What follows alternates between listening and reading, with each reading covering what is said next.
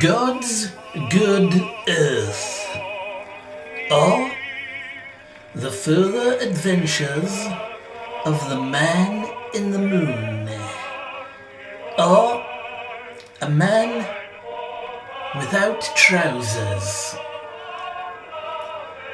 Glorious gardens of it, field after celebrated field, country and continent, comfortable beneath the concrete and fresh summer green grasses where the earthworm turns. My father used to eat the stuff, God's good earth. So good, they named the planet after it. It was good to be back, even without my trousers. England's green, unpleasant land. So good that I filled my armpits with earth. It felt wonderful, and I wanted to laugh out loud like a lycanthropic lunatic riding the log flume at Legoland. Even though laughing out loud like a lycanthropic lunatic riding the log flume at Legoland without your trousers contravenes certain European guidelines and might therefore be regarded as being highly inappropriate or even political. Still, I was happy to be home, and I wanted to thank God for the good earth he'd given me. And as if in a dream, it was suddenly Sunday. The church was filled to capacity. God the Father, God the Son, God the great white whale. More harpooned since last we'd met, but none the worse for weather. The congregation had affectionately taken to calling him Moby Dick, after the famous venereal disease. God waved a Save the Whale collection box from the pulpit. "And cast your bread upon the water," he spouted, "and it will come back wet." Impressed by his godly wisdom, I attempted to catch the attention of one of his omnipresent eyeballs.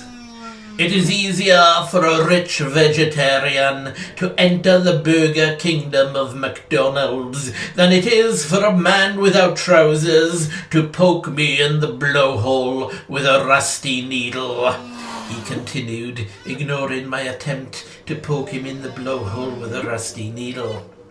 It wasn't until I produced a packet of bird's-eye frozen plankton that he finally acknowledged my semi-naked presence.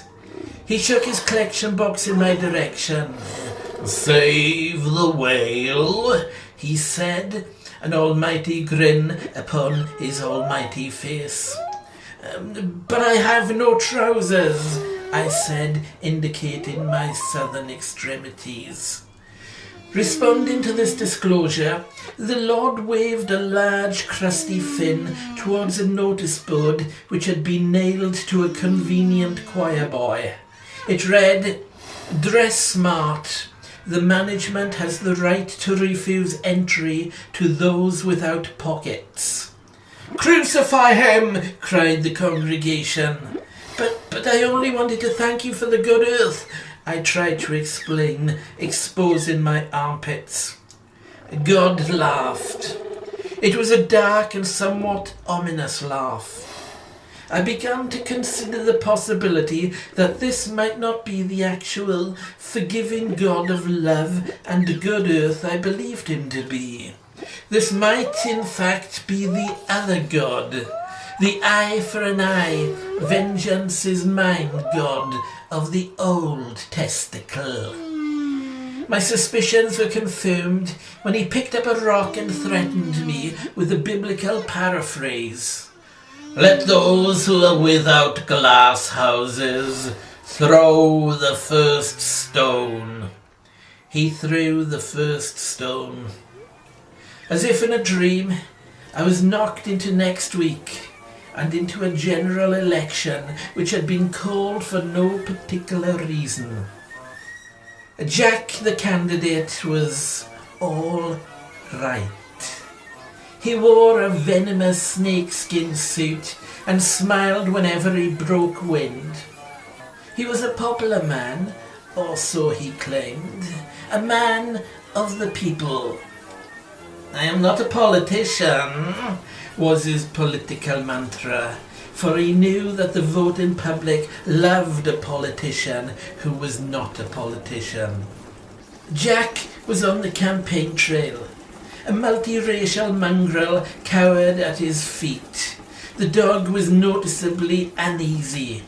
Much of its fur had fallen from its flesh, revealing a body that was plastered with imprints of Jack's boot. For Jack would often kick his pet just for the sheer fun of it, believing himself to be secure in the erroneous knowledge that it would never bite the foot that might feed it. At my approach, Jack met me with a look of cold indifference and a handshake that matched. "That's what I like to see," he said unconvincingly. "A man without trousers." He had obviously mistaken me for someone who had registered to vote. "But I do have trousers," I tried to explain, turning an embarrassing shade of Corbin crimson. I just don't have them with me. They seem to have disappeared." "No need for explanations. I can tell you are a man of honor." He smiled, and I knew he'd broken wind. He kissed a nearby mother and shook hands with her baby. Jack's empty rhetoric seemed to touch his audience. "I think I can safely say I have my finger on the purse of the community," he assured the gathering crowd. "And I guarantee that a vote for me is a vote for me. And you can't say fairer than that." "But what do you stand for?" I inquired. "I stand for no nonsense," he replied from behind a rotating Union Jack bow tie and a bulbous foam red nose. "But what about the Earth?" I asked, exposing my armpits. "Where do you stand on Earth?" "I don't stand on Earth," he said. "I walk on water." And to emphasize this declaration, he stepped into a nearby puddle. "A miracle!" cried the astonished multitude. It occurred to me that Jack seemed strangely familiar. I think I know you from somewhere," I said.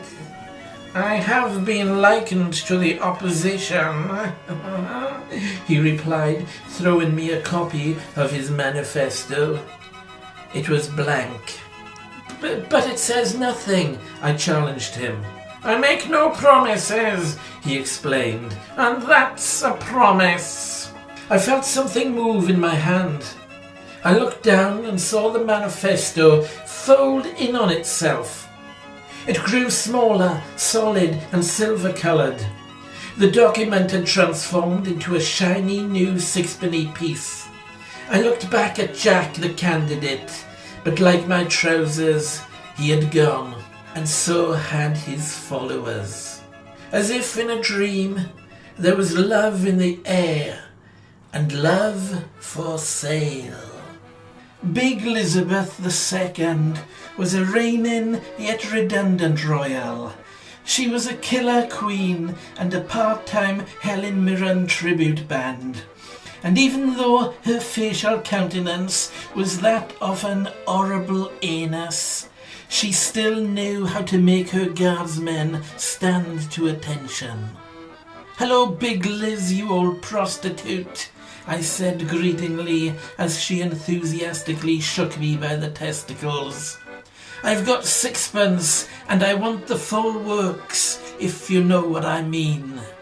She knew what I meant. She took the coin and placed it carefully under one of her many grandchildren. The ginger one. "I am not that kind of a girl," she lied. There's plenty more where that came from, I also lied. Then let me entertain you like only a monarch can, she said, as she began to entertain me like a rabid bitch on heat. A technique she picked up from one of her not-so-many former daughter-in-laws, the ginger one. I raised my arms in ecstasy, and the earth moved.